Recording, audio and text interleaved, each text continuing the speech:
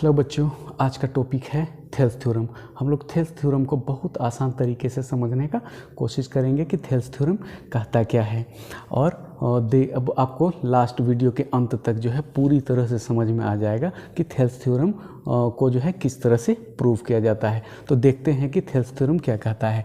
अगर कोई ट्रायंगल ले लिया जाए और उस ट्रायंगल के किसी एक साइड का पैरेलल एक लाइन खींच दिया जाए, तो जो जो है वो पैरेलल लाइन दो अदर साइड्स को इंटरसेक्ट करे अलग अलग जगहों पे, तो वो जो रेशियो होंगे वो उनका जो रेशियो होगा वो इक्वल होगा। जैसे हम लोग ABC एक ट्रायंगल ले लिए हैं जिसमें DE पैरेलल लाइन है और DE पैरेलल लाइन है, तो थेल्स थ्योरम के अनुसार क्या होना चाहिए, AD upon DB is equal to AE upon EC होना चाहिए। ये थेल्स थ्योरम कहता है, उसी को हमको प्रूफ करना है।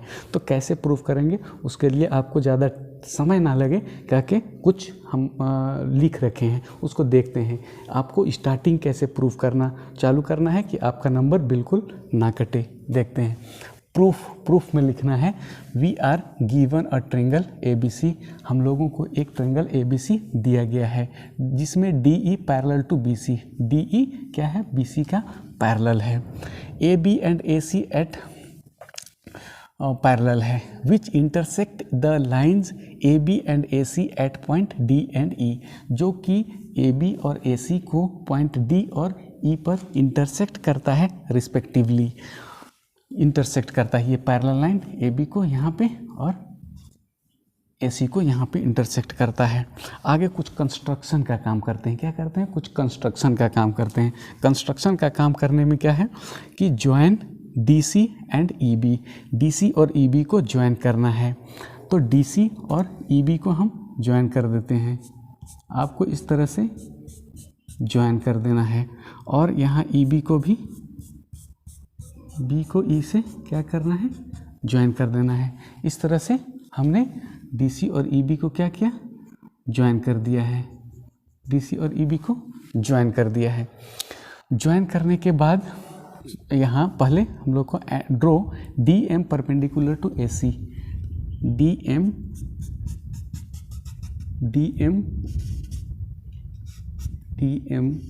Perpendicular to AC and EN आपको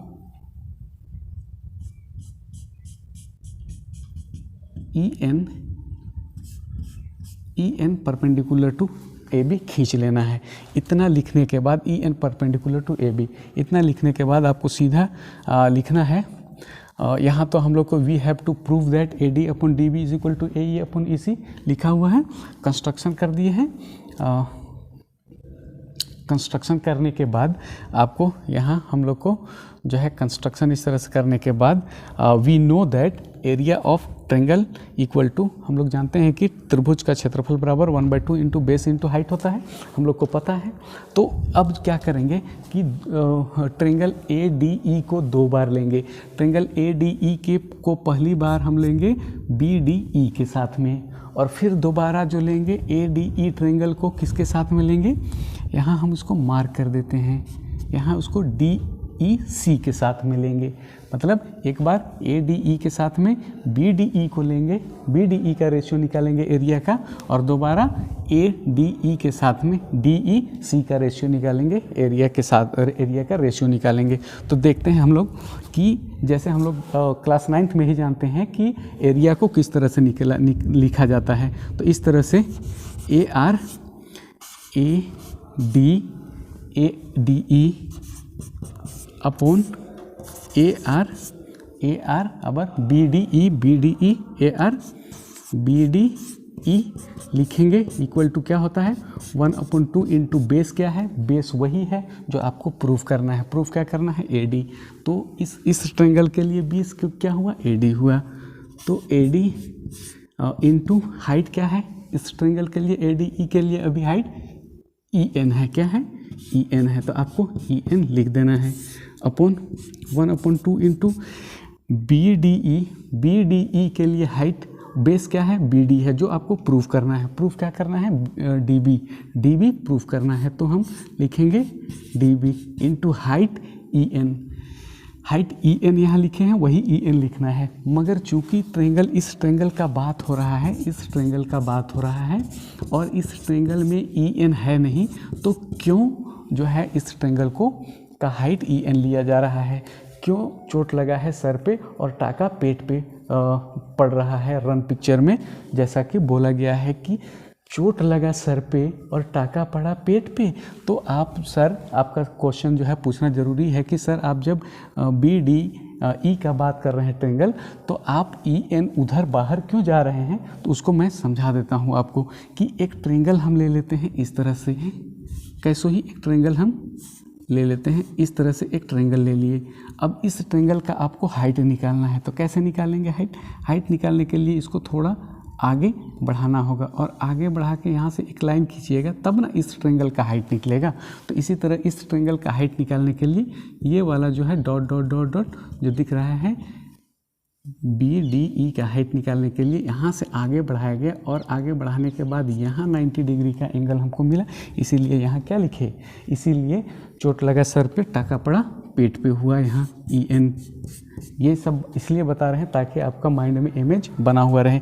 अब इसको क्या करना है? काट देना है। इसको क्या करना है? आपको काट देना है, फिर इसी को उतार देना है आपको, सेम उसी को उतार देना है।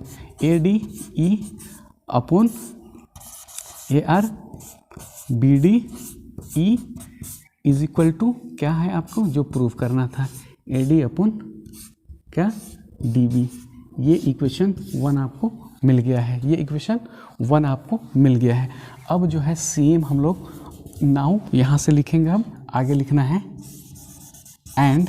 अब जो है बोले थे कि दोनों बार ट्रेंगल को लेंगे हम ए डी ई को ही, and A R A D E upon A R. अबर जो ट्रेंगल लेंगे वो एरो दे दिए हैं ताकि आपको याद रहे, D E C, A R D E C is equal to क्या होगा? 1/2 into base. A D E का बेस इस बार लिए थे हम क्या? ए डी लिए थे। अब इस बार बेस लेना है जो आपको प्रूफ करना है किधर? आपको इधर ए ई। बेस क्या है? A E. Base into height. Height क्या है? यहाँ डी एम है, इसका हाइट क्या हो जाएगा? डी एम हाइट हो जाएगा क्या? डी एम, ये हाइट हो गया। तो अब इसी तरह से इसमें भी नीचे क्या लिख देना है आपको? 1/2। अब जो ट्रेंगल हम लोग डी ई सी ले रहे हैं, मतलब अब इसमें ये ट्रेंगल एड हो गया है, ये ट्रेंगल एड हो गया है, इसका बेस वही होगा जो हमको प्रूफ करना है। प्रूफ क्या करना है? देख लीजिए ई सी। तो प्रूफ क्या करना है? ई सी इंटू हाइट हमको डी एम। वहाँ भी वही रूल अप्लाई होता है कि चोट पड़ा सर पे, टाका लगा पेट पे, किडनी निकाल लिया वाला हवाल है यहाँ डी एम। तो ये डी एम लिख दिए, यहाँ से ये और ये कैंसिल हो जाएगा, कैंसिल हो जाएगा। अब आपको मिल जाएगा क्या? A R A D E upon A R क्या? D E C is equal to क्या हो जाएगा? बस हमको जो प्रूफ करना है A E upon E C. ये इक्वेशन आपको 2 मिल गया है, इक्वेशन 2 मिल गया है। अब जो है देखते हैं इक्वेशन 3। एक चीज़ हम आपको बता दे रहे हैं, अब एक चीज़ बता दे रहे हैं कि ये जो ट्रेंगल था क्या? 2 ट्रेंगल जो था, एक ट्रेंगल बी डी ई और ट्रेंगल डी ई सी, ट्रेंगल डी ई सी, दोनों का बेस क्या है? एक ही है। दोनों का बेस डी ई है, दोनों का बेस क्या है? डी ई है, दोनों का बेस क्या है? डी ई है। और दोनों ट्रेंगल किसके बीच बना है? डी ई और बी सी पैरेलल लाइन के बीच बना है, जिसको जो है हम लिख दे रहे हैं, आप उसको उतार लीजिएगा। उसको हम लोग लिखते हैं कैसे कि जब कोई ट्रेंगल जो है, जब कोई ट्रेंगल 2 ट्रेंगल एक ही बेस पे बने और 2 पैरेलल लाइन के बीच में बन जाता है, तो उस ट्रेंगल का एरिया इक्वल होता है। मतलब यहाँ लिख सकते हैं कि नाउ एरिया ऑफ, इसको लिखेंगे बी डी ई क्या? B D E is equal to A R क्या, यहाँ डी ई सी। ऐसा क्यों होता है, ऐसा क्यों होता है उसको हम जो है इधर साइड में लिख दे रहे हैं, आप उसको उतार लीजिएगा। तो ये ऐसा क्यों हुआ कि A R B D E equal to A R D E C, उसका जो है रीज़न हम लिख दिए हैं, ट्रायंगल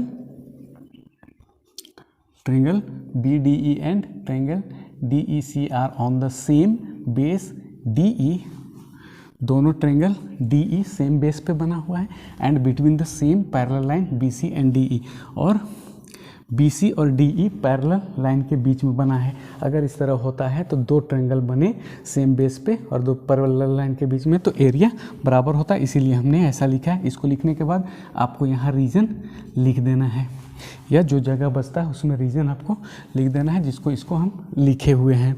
तो दो ट्रायंगल हो, तीन ट्रायंगल हो, चार ट्रायंगल हो, दो पैरेलल लाइन और एक ही बेस में बने, तो सबका एरिया आपस में क्या होगा, बराबर बराबर होगा। अब ये हमारा क्या आ गया है, इक्वेशन थर्ड आ गया है।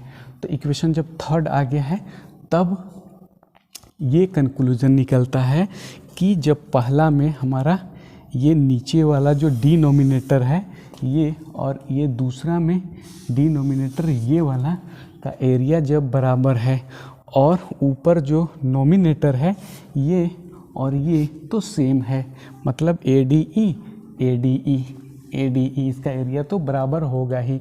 जब इधर क्या हो गया, राइट वाला बराबर हो गया, लेफ्ट साइड वाला बराबर हो गया, तो राइट साइड वाला क्या होगा, ऑटोमेटिक बराबर हो ही जाएगा। इसका एरिया अगर यहाँ लिख दें, इसका एरिया यहाँ लिख दें, तो वो बराबर हो ही जाएगा। मतलब ये और ये अब क्या हो गया, बराबर हो गया, तो ये और ये भी क्या होगा, इक्वेशन 2 और 1 क्या होगा, बराबर होगा। इसीलिए लिख देना है यहाँ आपको, क्या लिख देना है, फ्रॉम इक्वेशन 1, 2 एंड 3 से प्रूव्ड ए डी अपॉन क्या प्रूव करना था, D B is equal to A E upon E C, ये प्रूव्ड हो गया है, प्रूव्ड। तो आपको समझ में आ गया होगा। अगर आपको समझ में आया है, आपको फ़ायदा पहुंचा है, तो दूसरे को भी फ़ायदा पहुंचाने के लिए वीडियो को दूसरों को शेयर ज़रूर करें, और वीडियो को लाइक कर लें और चैनल को सब्सक्राइब भी कर लें। इसी तरह का वीडियो मैं आगे भी लाता रहूँगा।